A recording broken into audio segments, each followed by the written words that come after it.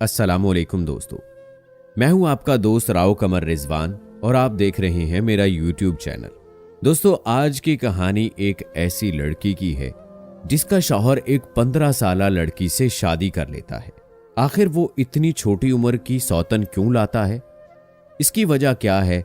वो लड़की दोबारा अपने शौहर की मोहब्बत पाने के लिए दुआएं मांगती है। दुआएं तो कबूल होती हैं, लेकिन कैसे दर्दनाक तरीके से, ये सुनने के बाद यकीनन आपके भी रोंगटे खड़े हो जाएंगे।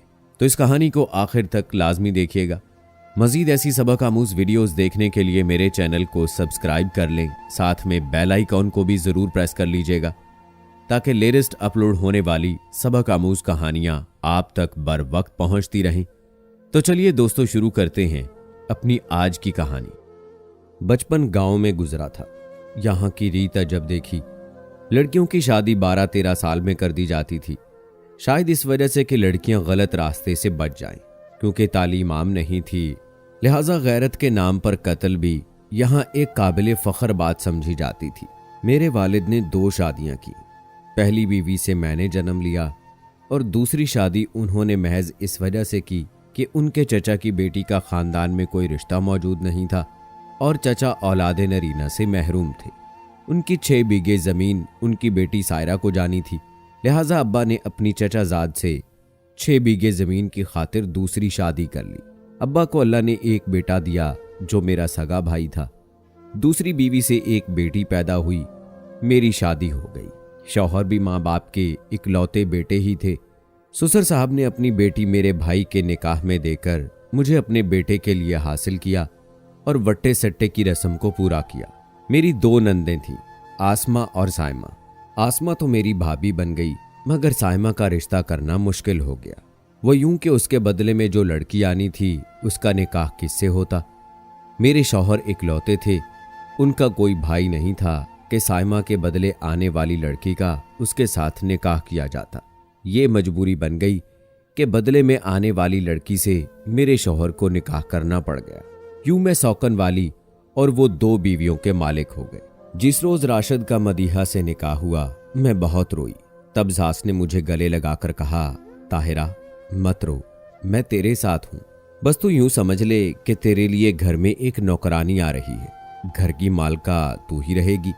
वो बस रस्म पूरी करने की खातिर लाई जा रही है। तुझे खबर है कि अगर हम इनकी लड़की ना लेते तो तेरी ननद की डोली नहीं उठनी थी। हमारी साइमा उम्र भर कमारी बैठी रह जाती। जब मेरे खामद ने मदीहा से शादी की, उस वक्त वो 40 बरस के थे और 4 बच्चों के बाप थे, जबकि मदीहा सिर्फ 15 बरस की थी। मेरी बेटी से सिर्फ 1 बरस बड़ी। घर में वाकई उसकी हैसियत मुलाजमा जैसी थी, कोई उसे मुंह नहीं लगाता था। सास अलबत्ता चुपके चुपके उसे चीजें देकर खुश करने की कोशिश करती और उनकी कोशिश होती कि मुझे इन बातों का पता ना चले।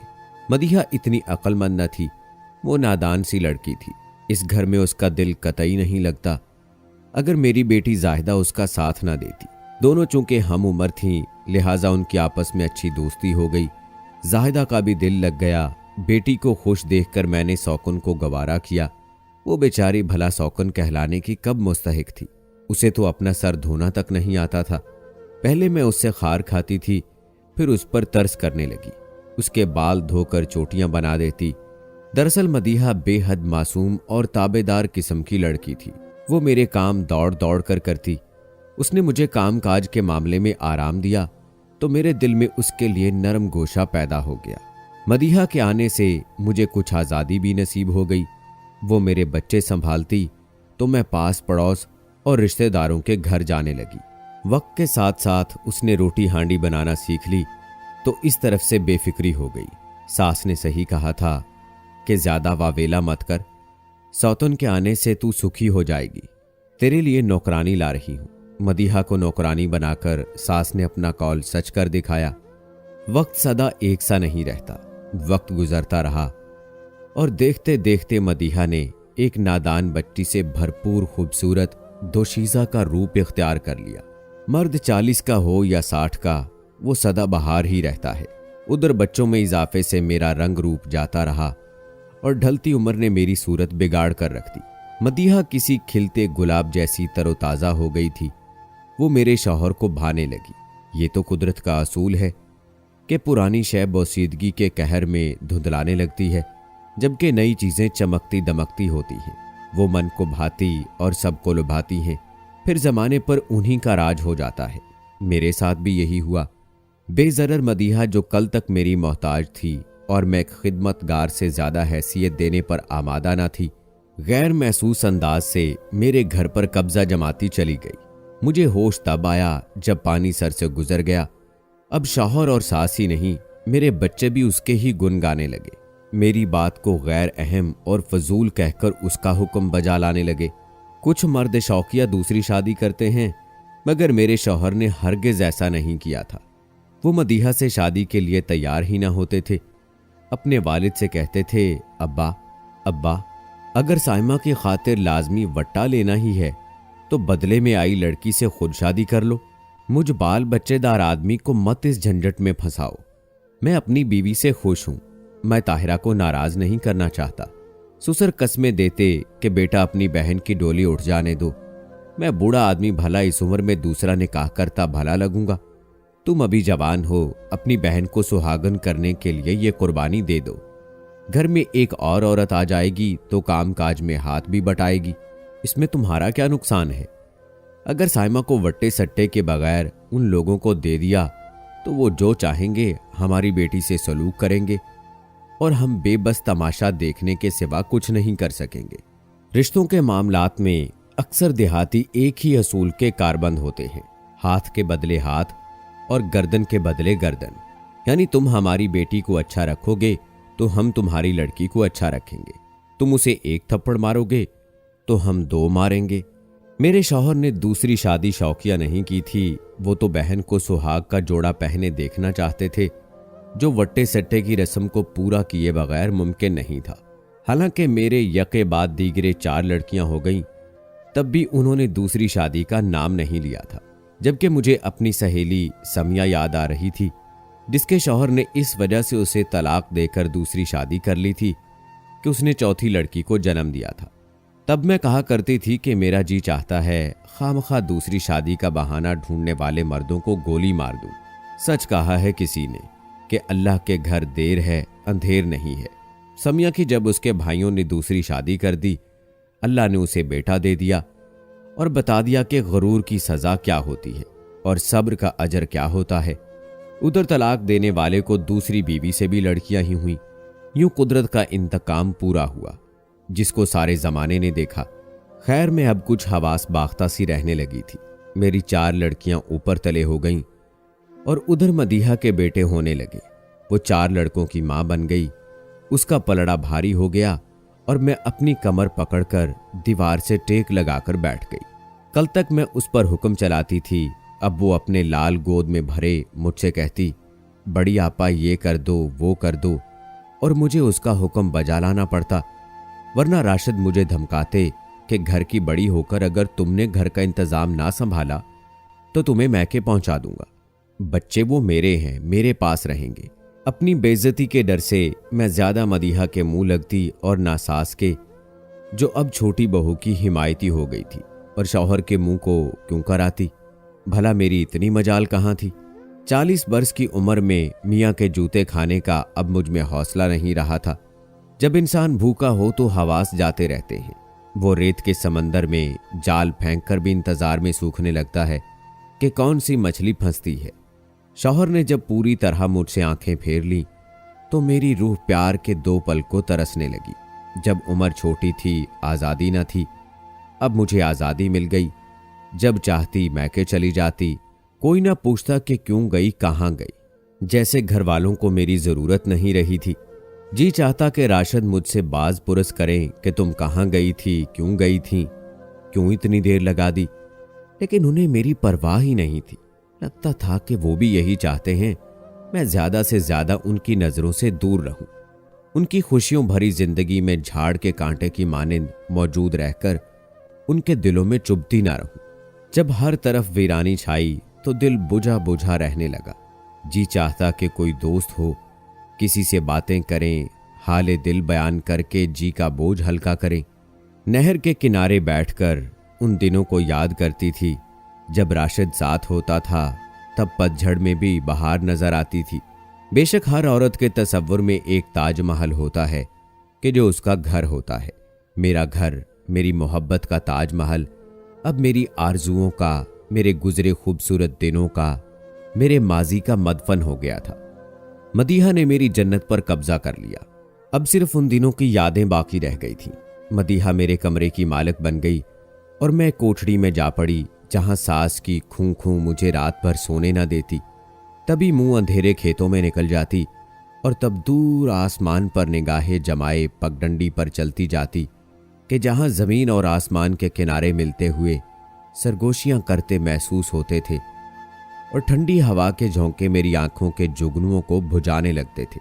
ये दुआ बर वक्त मेरे लबों पर रहती थी कि ऐ अल्लाह, मेरे शौहर का दिल मेरी तरफ फेर दे, कुछ इस तरह कि उसे मेरे सिवा कोई और दिखाई ना दे, मेरे नाम के अलावा वो किसी और का नाम ना पुकारे, मदीहा हमेशा के लिए कहीं गुम हो जाए, ये उसकी सूरत भी ना देख सके। जाने कौन सी कबूलियत की घड़ी थी कि मेरी दुआ कबूल हो गई। एक दिन साइमा रोती पीटती आई कि उसके शौहर ने दूसरी शादी कर ली है और इस पर जुल्म ढाता है और मार पीट अब बर्दाश्त नहीं होती। वो बच्चे छोड़ आई थी, फरियाद करने लगी कि तुम लोग भी गैरत पकड़ो, उनकी लड़की को चलता करो। मेरा शौहर अपनी चहेती बीवी मदीहा को हरगिज इस नाकर्दा गुनाह की सजा में दरबदर नहीं करना चाहता था, लेकिन सुसर अड़ गए।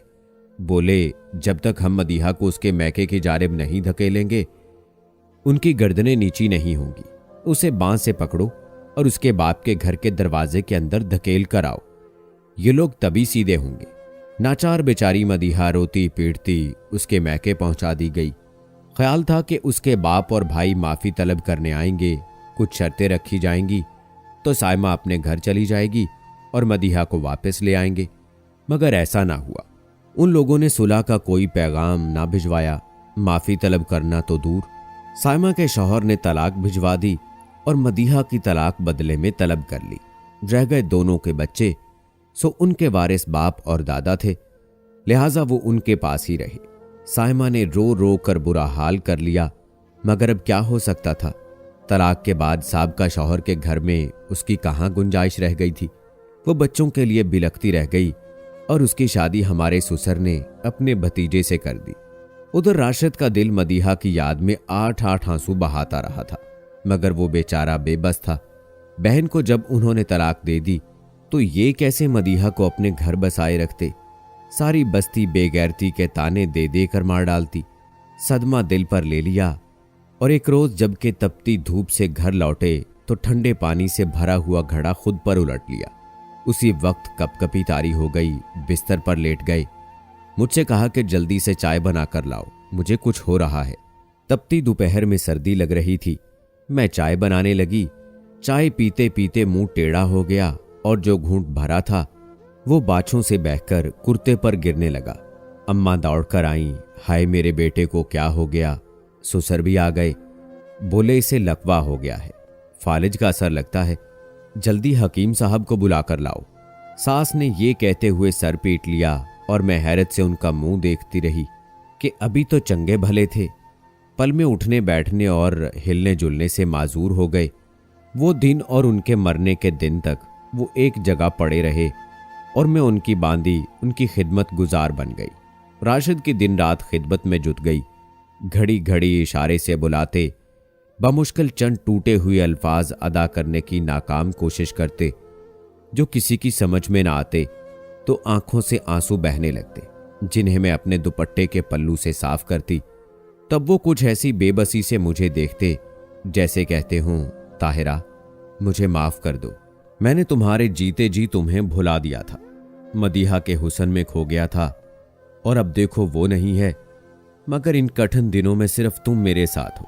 सच ये है कि उनकी जुबान बंद हो गई थी मगर आंखें बोलती थीं और उनकी आंखों की बोली को सिर्फ मैं ही समझती थी। उनकी पलकों के इशारों पर काम करती थी। उन्हें मुझे पुकारना होता, दिल की आवाज से बुलाते और मैं इस बेआवाज पुकार को दिल के कानों से सुन लिया करती। तब दौड़कर उनके पास पहुंच जाती। घर के जिस कोने में भी होती मुझे उनकी ये खामोश पुकार सुनाई दे जाती। उन्हें उठाना, बैठाना, खिलाना, पिलाना, नहलाना, धुलाना, कपड़े तब्दील कराना, सब काम मेरे जिम्मे थे। वो एक लम्हा भी अब मेरे बगैर नहीं रह सकते थे, एक पल मेरे बिना सांस नहीं ले सकते थे। मैंने जो दुआ की थी कि मेरा खोया हुआ राशिद मिल जाए, बेशक मेरा खोया हुआ राशिद मुझे मिल गया था, मगर बेहिस राशिद मिला था, जिसे मेरे सिवा घर के सारे अफराद किनारा किए रहते थे, उनके करीब तक जाने से कतराते थे। फालिज के बाद वो 10 बरस जिंदा रहे और 10 बरस तक मुकम्मल तौर पर मेरे रहे। किसी और की तरफ देखा और न किसी और को पुकारा। मैंने भी अपना फर्ज इसी तरह निभा दिया जैसे इस रिश्ते का हक था। वो मेरे बच्चों के बाप थे, हो सकता है मुझसे मोहब्बत भी करते हों। देहाती रवाज की भेंट अपनी मोहब्बत को चढ़ाने पर मजबूर हुए हूं। मदीहा से शादी में भी मसलत होगी कि मैं उन्हें औलाद की सूरत में बेटियां दे सकी, और उसने 4 बेटे दिए जिनसे आज उनकी नस्ल आबाद है, और मेरी बच्चियां अपने उन 4 सौतेले भाइयों की बीवियों के बदले अपनी भाभियों के भाइयों से ब्याहती गई हैं। इनके आपस में रिश्ते बहुत मजबूत हैं, मगर मेरा किसी से कोई रिश्ता नहीं है। मुझे यही महसूस होता है कि मैं आज भी अकेली हूं। जिस तरह अकेली आई थी वैसे ही अकेले इस जहां से चले जाना है। दोस्तों, वट्टे सट्टे की शादी मेरी नज़र में बहुत नापसंदीदा है, लेकिन अगर वट्टा सट्टा यानी बदले की शादी हो भी तो किसी बेगुनाह को सजा नहीं देनी चाहिए। आप इस बारे में क्या कहते हैं? अपनी राय कमेंट बॉक्स में जरूर दें। मजीद ऐसी वीडियोस के लिए मेरे चैनल को सब्सक्राइब करें। मिलते हैं अगली वीडियो में, तब तक के लिए इजाजत दें। अल्लाह हाफिज।